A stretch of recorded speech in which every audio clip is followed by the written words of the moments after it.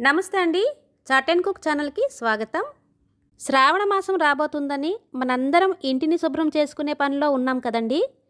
ఇంటిని మాత్రమే కాదండి, మన మనస్సుని, మన ఆలోచన విధానాన్ని ముందు మనం శుభ్రపరచుకోవాలి. మనస్సుకి శుభ్రపరచం ఏంటి అని అనుకుంటున్నారా? చెడు ఆలోచనలు రాకుండా చూసుకోవాలండి. గాంధీ గారు చెప్పినట్లు, చెడు మాట్లాడకూడదు, చెడు వినకూడదు, చెడుని చూడకూడదు. ముందు దీన్ని మనం అలవాటు చేసుకోవాలి.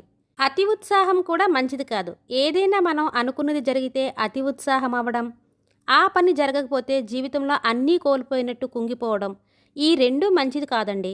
మనిషి ఎప్పుడూ స్థితప్రజ్ఞుడిగా ఉండాలి.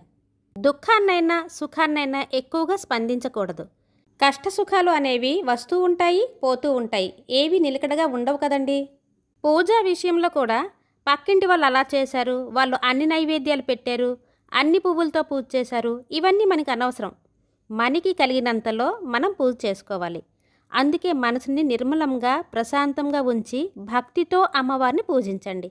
అమ్మవారికి కావాల్సింది శుభ్రం, ఆనందంగా భక్తితో పూజించే ఇల్లు. అటువంటి ఇంట్లో అమ్మవారు కొలువై ఉంటారండి. మనం ఒక విషయం గుర్తుపెట్టుకోవాలి. ఇక్కడ లక్ష్మి అంటే కేవలం డబ్బు మాత్రమే కాదండి. లక్ష్మి అంటే ఆనందంగా ఉండడం, ఆనంద లక్ష్మి. ఆరోగ్యంగా ఉండడం, ఆరోగ్య లక్ష్మి. ఆరోగ్యం లేకపోతే ఎంత ధనం ఉన్నా వేస్ట్ కదండి. అలాగే విజయంతో ముందుకు వెళ్ళడం, విజయలక్ష్మి. అంటే మనం చేసే పనిలో విజయం కలగడం. మనం మొదలుపెట్టే పని విజయం కలగలేదు అనుకోండి, అంటే సక్సెస్ అవ్వడం లేదు అనుకోండి, అక్కడ లక్ష్మీ అనుగ్రహం లేదు అని అర్థం.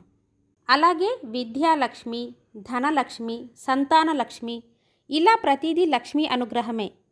ఈ లక్ష్మీ అనుగ్రహం కలగాలంటే మన ఇంటిని శుభ్రంగా ఉంచుకోవాలి, మన ఆలోచన విధానాన్ని శుభ్రంగా పెట్టుకోవాలి, అలాగే ముఖ్యంగా కష్టపడే తత్వం ఉండాలి.